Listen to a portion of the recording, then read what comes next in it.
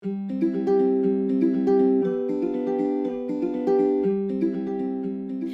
see here. Final Fiesta. Pizza Boy. Gasp! The Game Theorists. Nugget hasn't watched this in a long time. Call someone, help me. Help me.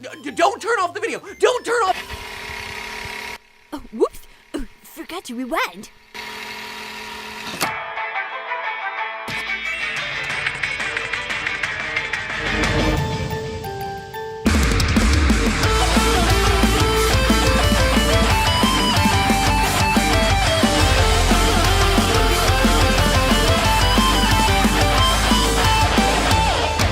Hello, Internet! Welcome to Game Theory, where today we will not be talking about Five Nights at Freddy's and its 80s child murdering fetish. No, sir! It's one of the last videos of the year, and we're gonna sit back, relax, and take a look at something completely different. Duck Season, a game about children being murdered in the 80s.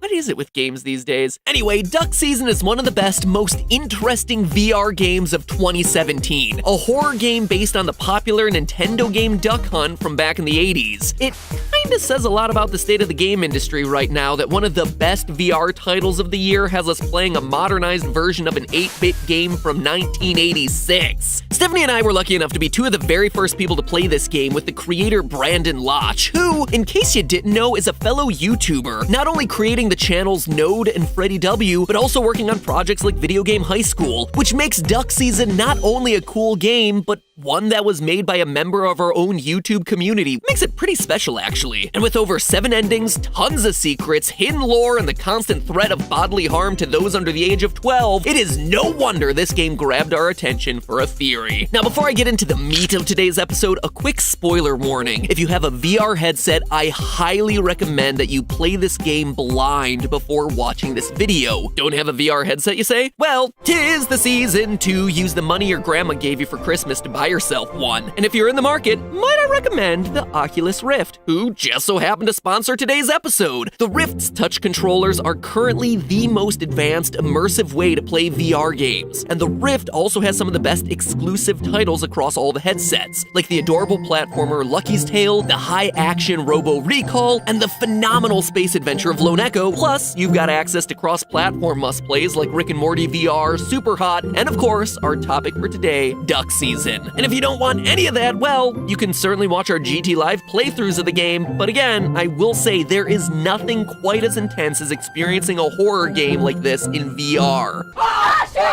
it in the head, in the head. Oh, no! To find out more about Oculus, click the link in the description. And now, spoiler warning and shameless sponsorship out of the way, let's get into the story. The game itself is set in the summer of 1988 and takes place in one living room. You play as a child named David, who lives with his mother and just rented him the game Duck Season for a full day. The aim of the game is simple, just play Duck Hunt. Shoot ducks while your hunting partner dog cheers you on. Complete 8 rounds and celebrate your victory with a fiesta! The game ends with your mom sending you to bed, giving the ominous hint of, But I would have shot that annoying dog. mayhaps the game is trying to tell me something. So if you decide to play the game again and this time take mom's advice, shooting the dog, things start to go a little bit differently. The 6 o'clock news comes on and mentions that several families have gone missing in the area. The mystery behind the disappearance of several families in the Tri-County area continues to grow. Our mother casually mentions that a knife went missing from the kitchen. Honey, how do you say the knife? And at 7 o'clock, we get the really shocking reveal that the dog has somehow broken out of the game and is recording us from outside in the garden. And it don't get any better from there. You later find a tape next to you titled 12. Play the video and you'll find it features the dog creeping into another child's room and abducting him. Which makes it pretty clear, 12 families have rented this game and all have gone missing, with us lined up to be victim number 13. He then proceeds to kill our mom and attack us. If you're somehow able to steady your nerves as a giant blood-soaked dog approaches you with a knife, you can blow him up using your zapper and end the horrific nightmare. Except all of this wasn't a dream. Mom, Yeah, she's still dead, leaving you to bury her in the backyard. David almost makes a call to the police, but decides to run away instead, which seems like an odd choice at first, but then think about it. What's he gonna tell the cops? A guy in a dog costume came out of my TV, killed my mom, and attacked me, but don't worry, I was able to destroy it with my light zapper. Yeah, maybe it's best that he kept that one to himself. But all of this begs the question, who is the dog? At first you might think that it's just some disgruntled off-the-rails video game character, but the longer you play the game, the more clues begin to surface that there's a deeper story here. In the E3 reveal of the game that we did with Brandon on GT Live, he made a passing comment that the cartridge itself is cursed. You have a bit of a cursed cartridge? Not the game Duck Season, but rather this specific cartridge that David has rented out. And if we look across the game's various endings, we can start to figure out that the dog is actually trapped inside of this cartridge. During one of the game's 7 endings, the nuke ending, David becomes trapped in the game. We wander around looking for our family before we curl up into a ball and begin to cry. We see the dog slowly walking towards us before the company logo appears in front, covering up what the dog is about to do. Based on what we know about him, you think that he's about to kill you, but peek behind the logo and you'll see that the dog is actually comforting us. He understands what it's like to be trapped in there because this dog wasn't always in the game. In another ending, we see the dog breaking free through the television screen, trapping us inside the game for what ends up being years. The final shot of the ending is a new child playing the cartridge years later, with David, now an adult, still trapped inside. And you can 100% tell that it's years later based on David's deeper, more adult voice. Who are you? Horror-themed magazines sprinkled throughout the game try to hint at a demon or supernatural creature possessing the cartridge, but it appears that those are just red herrings, because we can definitively prove that the dog is a human. Not only do we catch him smoking at the beginning of every round of hunting, in the Best Men ending, where we call the police to warn them about the dog killer, we see him taken down after being shot. An excessive amount of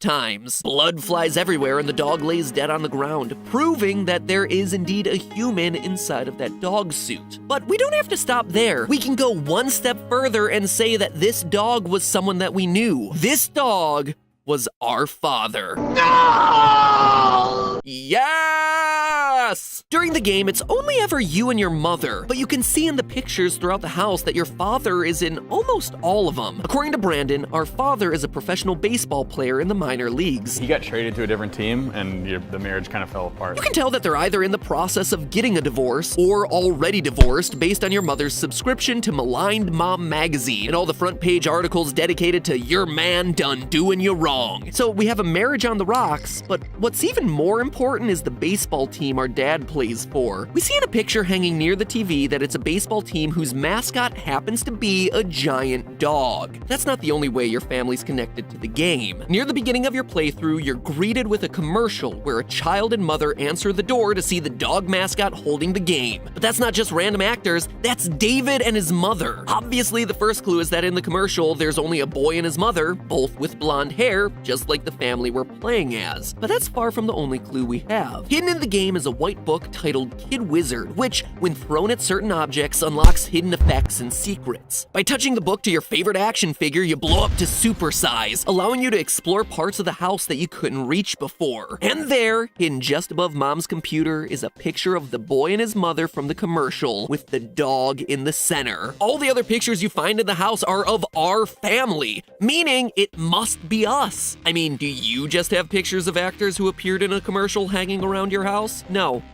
you don't. It has to be David and his mom. But the Kid Wizard book helps us a lot more with this mystery than just letting us see a few extra pictures. You can also throw the book at the cat clock on the wall, which starts you down the path of an entirely different metagame. Suddenly, you're dropped into a world of clocks. Oh, damn! And are tasked with figuring out the right times for each. With that puzzle solved, the game tells you to remember the minute letters 1, 2, 3, ABC. It's pretty self-explanatory. You go back around the circle and translate the minute numbers 214414, 2141194 using the alphabet substitution to get the phrase "Bad Dad, bad kid. Bad dad, huh? Bad because he's murdered 12 other families and is on his way to slaughter us? Maybe, but that would require us linking the phrase back to the dog. Luckily, we can do exactly that. If you take Kid Wizard one final time and touch it to the flashlight you get around 6 p.m. in the game, you're taken to a tree house with a Ouija board. Ouija board. Ouija board, Yu-Gi-Oh board. If you spell out bad dad, bad kid on the Ouija board, lightning strikes the board and you're suddenly teleported to a secret ending. But wait, in the dead ending, when we're killed by the dog, we end up as some kind of spirit looking down on our freshly skewered body lying next to our killer. He waves goodbye as lightning flies out of the TV to zap him back into the cartridge. Lightning that looks exactly like what came out of the Luigi board. And I think that means we found our connection as to how the father was able to get himself trapped inside the Duck Season cartridge. The final piece of evidence comes from a tape titled It's Me. Wait, is the dog Golden Freddy now? After getting 6 out of the 7 endings and going back through the entire game without shooting the dog one final time, you find the tape resting on a dog bed next to your TV. Clearly, with a name like It's Me, whoever's on this tape is expecting us to know who it is. If you play the tape, you see the real-life version of the dog looking directly at you. He begins making hand gestures. At first, he points towards you, then he points towards himself, then he makes a cradle with his hands. You're my baby. It's me, Dad. So, there you have it. The dog is absolutely your father. A bad dad trapped inside of a video game. Why would he then go on to kill you? Well, honestly, there's not a whole lot to explain that, but notice that he only attacks if you shoot him, if you're a bad kid. Also, notice this. The secret ending tells us that the cryptid has been dealt with. A cryptid is basically an animal who no one can prove exists. The Loch Ness Monster and Bigfoot are 2 of the most famous cryptids in history. And in the case of Duck Season, the cryptid would be referring to the dog. So by inputting the bad dad, bad kid code into the Ouija board, we've released the dog from his curse and achieved what is probably the happiest ending in the game. Really stops and makes you think, doesn't it? Like, what if you were trapped in a video game? Or, I guess in my case, what if I were trapped in my own videos? But that would be stupid. Although, you know, come to think of it, I don't really have that many memories of anything outside of these videos. Even like, now that I look around, were these walls always here? Like, this always here? Am I some sort of fictional character stuck inside YouTube videos? No, I have a real identity, right? I'm not actually trapped in these. Please tell me.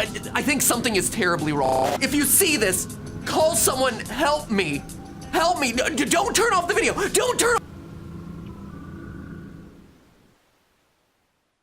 Oh, silly MatPat. That's just a theory. Now back to playing my Oculus Rift.